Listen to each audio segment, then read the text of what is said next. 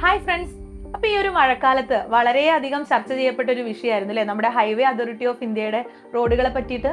കാരണം മഴ പെയ്തതോടുകൂടി പല സ്ഥലത്തും റോഡുകൾ ഇടിയാൻ തുടങ്ങി, അതേപോലെ റോഡിൽ വിള്ളലുകൾ വരാൻ തുടങ്ങി, ഒരുപാട് ഗർത്തങ്ങളൊക്കെ രൂപപ്പെട്ട് ആകെ വലിയ പ്രശ്നങ്ങൾ സൃഷ്ടിച്ചിട്ടുണ്ടായിരുന്നു അല്ലേ. അപ്പോൾ എന്തുകൊണ്ടായിരുന്നു ഈ ഒരു റോഡിന് ഇങ്ങനെ സംഭവിച്ചത് നിങ്ങൾ ആലോചിച്ചിട്ടുണ്ടോ? നമ്മൾ ഏത് കൺസ്ട്രക്ഷൻ ചെയ്യുന്നതിന് മുമ്പായിട്ടും സോയിലിന്റെ സ്ട്രെങ്ത്തിനെ പറ്റിയിട്ട് സ്റ്റഡീസ് ചെയ്യണം, അല്ലെങ്കിൽ നമ്മൾ കൺസ്ട്രക്ഷൻ ചെയ്യുന്ന സ്ഥലത്തുള്ള സോയിൽ ഏത് ടൈപ്പാണെന്ന് ഐഡന്റിഫൈ ചെയ്യണം, അതിന് എത്ര സ്ട്രെങ്ത് ഉണ്ട് എന്നൊക്കെ നമ്മൾ ചെക്ക് ചെയ്യേണ്ടതായിട്ടുണ്ട്. സോയിലിന്റെ സ്ട്രെങ്ത്തിനെ നമ്മൾ പൊതുവെ ബിയറിംഗ് കപ്പാസിറ്റി എന്നാണ് പറയുക. ഒരു സോയിലിന് എത്രത്തോളം ലോഡ് എടുക്കാൻ പറ്റും എന്നുള്ളതിന്റെ ഒരു മെഷറാണ് ബിയറിംഗ് കപ്പാസിറ്റി. അത് മാത്രമല്ല, നമുക്ക് പല ടൈപ്പ് ഓഫ് സോയിലുകൾ അവൈലബിൾ ആണ് അല്ലേ. സാൻഡ് ഉണ്ട്, ഗ്രാവൽ ഉണ്ട്. അങ്ങനെ നമ്മൾ കൺസ്ട്രക്ഷൻ ചെയ്യുന്ന സൈറ്റിൽ ഏതൊക്കെ ടൈപ്പ് ഓഫ് സോയിൽ ഉണ്ട് എന്നൊക്കെ നമ്മൾ ഐഡന്റിഫൈ ചെയ്താൽ മാത്രമേ അതിനനുസരിച്ച് നമുക്ക് ഫൗണ്ടേഷൻ ഡിസൈൻ ചെയ്യാൻ സാധിക്കുള്ളൂ. അപ്പോൾ ഇങ്ങനെ നമ്മൾ സോയിൽ സ്റ്റഡീസ് ഒക്കെ ചെയ്യുന്നതിനും അല്ലെങ്കിൽ നമ്മുടെ സൈറ്റിലുള്ള സ്റ്റഡീസ് ഒക്കെ ചെയ്യുന്നതിനെ സബ് സർഫസ് ഇൻവെസ്റ്റിഗേഷൻ എന്നാണ് നമ്മൾ പേര് പറയുക. ഈ ഒരു സബ് സർഫസ് ഇൻവെസ്റ്റിഗേഷൻ ചെയ്യാൻ വേണ്ടി നമുക്ക് പല മെത്തേഡുകളും ഉണ്ട്. അതായത് ഡയറക്റ്റ് ആയിട്ട് നമുക്ക് പിറ്റ് ക്രിയേറ്റ് ചെയ്ത് പിറ്റ് മെത്തേഡ് യൂസ് ചെയ്യാം. ബോറിംഗ് മെത്തേഡ്സ് ഉണ്ട്, അതായത് ഒഗർ ബോറിംഗ് പോലത്തെ പല മെത്തേഡുകളുണ്ട്. ഒഗർ ബോറിംഗ്, പെർക്കഷൻ ബോറിംഗ് പോലത്തെ പല മെത്തേഡുകളും ഉണ്ട്. അത് മാത്രമല്ല, കുറച്ച് ജിയോ ഫിസിക്കൽ മെത്തേഡ്സും ഉണ്ട്. ഇന്നത്തെ ഈ ഒരു സെഷനിൽ നമ്മൾ ഫേമസ് ആയിട്ടുള്ള 2 ജിയോ ഫിസിക്കൽ മെത്തേഡ്സ് ആണ് ഡിസ്കസ് ചെയ്യാൻ വേണ്ടി പോകുന്നത്. ഈ ഒരു ജിയോ ഫിസിക്കൽ മെത്തേഡിൽ നമുക്ക് നമ്മുടെ സോയിൽ സ്ട്രാറ്റ ഏതാണെന്ന് ഐഡന്റിഫൈ ചെയ്യാൻ വേണ്ടിയിട്ടൊക്കെ സാധിക്കുന്നതാണ്. ഈ 2 മെത്തേഡുകൾ ഏതൊക്കെയാണെന്ന് ചോദിച്ചാൽ, ഒന്ന് ഇലക്ട്രിക്കൽ റെസിസ്റ്റിവിറ്റി മെത്തേഡാണ്, രണ്ടാമത്തത് സീസ്മിക് റിഫ്രാക്ഷൻ മെത്തേഡാണ്. അപ്പോൾ ഫസ്റ്റ് മെത്തേഡ് ആയിട്ടുള്ള ഇലക്ട്രിക്കൽ റെസിസ്റ്റിവിറ്റി മെത്തേഡിലേക്ക് വരാം. അപ്പോൾ അതിന്റെ പേര് പറയുമ്പോൾ തന്നെ മനസ്സിലേക്ക് വരണം, അവിടെ നമ്മൾ മെഷർ ചെയ്യുന്നത് ഇലക്ട്രിക്കൽ റെസിസ്റ്റിവിറ്റി ആണ്. അതായത് ഓരോ ടൈപ്പ് ഓഫ് സോയിലിനും ഇലക്ട്രിക് റെസിസ്റ്റിവിറ്റി വാല്യൂസ് ഡിഫറെൻ്റ് ആയിരിക്കും. അപ്പോൾ നമുക്ക് ആ വാല്യൂസ് ഐഡന്റിഫൈ ചെയ്താൽ സോയിലിന്റെ പ്രോപ്പർട്ടി അല്ലെങ്കിൽ സോയിൽ ഐഡന്റിഫൈ ചെയ്യാൻ വേണ്ടി സാധിക്കും. ഈ ഒരു ഇലക്ട്രിക്കൽ റെസിസ്റ്റിവിറ്റി മെത്തേഡ് ചെയ്യാൻ വേണ്ടിയിട്ട് നമുക്ക് 4 ഇലക്ട്രോഡ്സ് ആണ് ആവശ്യമായിട്ടുള്ളത്.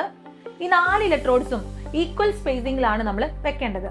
എത്രയാണ് സ്പേസിംഗ് എന്ന് ചോദിച്ചാൽ, നമുക്ക് എത്ര ഡെപ്തിലേക്കുള്ള സോയിൽ സ്റ്റഡീസ് ആണോ ചെയ്യേണ്ടത്, നമുക്കൊരു 30 മീറ്ററിലുള്ള സോയിൽ സ്റ്റഡീസ് ആണ് ചെയ്യേണ്ടതെങ്കിൽ ആ ഒരു സ്പേസിംഗ് 30 മീറ്റർ ആയിട്ട് കീപ്പ് ചെയ്യാം. 5 മീറ്ററിലുള്ള സ്റ്റഡീസ് ആണ് ചെയ്യേണ്ടതെങ്കിൽ ആ ഒരു സ്പേസിംഗ് 5 മീറ്റർ ആയിട്ടാണ് നമ്മൾ കീപ്പ് ചെയ്യേണ്ടത്. ആൻഡ് നമുക്ക് 4 ഇലക്ട്രോഡ്സ് ആണല്ലോ ഉള്ളത്. ഈ 4 ഇലക്ട്രോഡ്സിൽ ഔട്ടറിലുള്ള 2 ഇലക്ട്രോഡ്സിനിടയിലായിട്ട് നമ്മൾ കറണ്ട് പാസ് ചെയ്യും. ആൻഡ് ഇന്നറിലുള്ള ഇലക്ട്രോഡ്സിലെ അതിനിടയിലുള്ള പൊട്ടൻഷ്യൽ ഡ്രോപ്പ് ആണ് നമ്മൾ മെഷർ ചെയ്യുക. ആൻഡ് ഈ ഒരു വാല്യൂസ് മെഷർ ചെയ്തിട്ട് നമ്മൾ ഇലക്ട്രിക്കൽ റെസിസ്റ്റിവിറ്റി കണ്ടുപിടിക്കും. ഇനി നമുക്ക് രണ്ടാമത്തെ മെത്തേഡിലേക്ക് വരാം. രണ്ടാമത്തെ മെത്തേഡ് സീസ്മിക് റിഫ്രാക്ഷൻ മെത്തേഡാണ്. നമുക്ക് എല്ലാവർക്കും അറിയാം, വെലോസിറ്റി ഓഫ് ട്രാവൽ എന്ന് പറയുന്നത് ഡിഫറെന്റ് മീഡിയത്തിൽ ഡിഫറെന്റ് ആയിരിക്കും അല്ലേ. നമ്മളൊരു വേവ് പാസ് ചെയ്തിട്ടുണ്ടെങ്കിൽ ആ ഒരു പ്രിൻസിപ്പിളിന്റെ ബേസിസിലാണ് സീസ്മിക് റിഫ്രാക്ഷൻ സ്റ്റഡീസ് നമ്മൾ ചെയ്യുന്നത്. അപ്പോൾ നമ്മൾ ഗ്രൗണ്ട് സർഫസിൽ നിന്ന് കുറച്ച് വേവ് ജനറേറ്റ് ചെയ്യുക, അത് നമ്മുടെ സബ് സർഫസിലേക്ക് കടത്തിവിടുക. കുറച്ച് ദൂരം ട്രാവൽ ചെയ്തതിന് ശേഷം ഗ്രൗണ്ട് ലെവലിലേക്ക് തന്നെ ഈ വേവ്സ് തിരിച്ചു വരുമല്ലോ. അപ്പോൾ അത് പിക്ക് ചെയ്യാൻ വേണ്ടി നമ്മൾ ജിയോ ഫോൺസ് വെച്ചിട്ടുണ്ടാകും. അതുവഴി നമുക്ക് വേവ്സിനെ പിക്ക് ചെയ്യാം. ഇങ്ങനെ നമുക്ക് ഒരു വേവ് പാസ് ചെയ്ത് ആ വേവ് പോയി വരാനെടുക്കുന്ന സമയമാണ് നമ്മൾ ഇവിടെ നോട്ട് ചെയ്യുക. ആൻഡ് ഈ സമയം അറിയുന്നതോടുകൂടി നമുക്ക് വെലോസിറ്റി ഐഡന്റിഫൈ ചെയ്യാൻ വേണ്ടി സാധിക്കും. അപ്പോൾ ഡിഫറെന്റ് മീഡിയത്തിൽ വെലോസിറ്റി ഓഫ് ട്രാവൽ ഡിഫറെന്റ് ആണല്ലോ.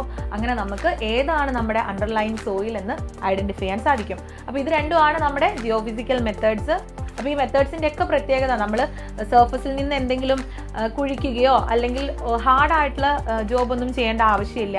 നമ്മൾ കോൺക്രീറ്റിൽ നോൺ ഡിസ്ട്രക്റ്റീവ് ടെസ്റ്റുകൾ പറയുന്നത് പോലെ തന്നെയാണ് ഇവിടെയുള്ള ജിയോ ഫിസിക്കൽ മെത്തേഡ്സ്. അപ്പോൾ ഇങ്ങനത്തെ സ്റ്റഡീസ് ഒക്കെ ചെയ്താൽ മാത്രമേ നമുക്ക് സോയിലിനെ പറ്റിയിട്ടുള്ള കറക്റ്റ് ആയിട്ടുള്ള പ്രോപ്പർട്ടീസ് ആൻഡ് സോയിലിൻ്റെ വാട്ടർ ടേബിൾ എവിടെയാണ്, ഇതൊക്കെ ഐഡന്റിഫൈ ചെയ്താൽ മാത്രമേ കറക്റ്റായിട്ട് ഫൗണ്ടേഷൻ ഡിസൈൻ ചെയ്യാൻ സാധിക്കുള്ളൂ. അപ്പോൾ ഈ കാര്യങ്ങളൊക്കെ കൺസിഡർ ചെയ്താൽ മാത്രമേ നമുക്ക് ഈ പറഞ്ഞ പോലെ സോയിലിൻ്റെ സെറ്റിൽമെന്റ് അങ്ങനത്തെ കാര്യങ്ങളൊക്കെ അവോയ്ഡ് ചെയ്യാൻ വേണ്ടി സാധിക്കുള്ളൂ. അപ്പോൾ പുതിയൊരു സെഷനിൽ കാണാം. Thank you all.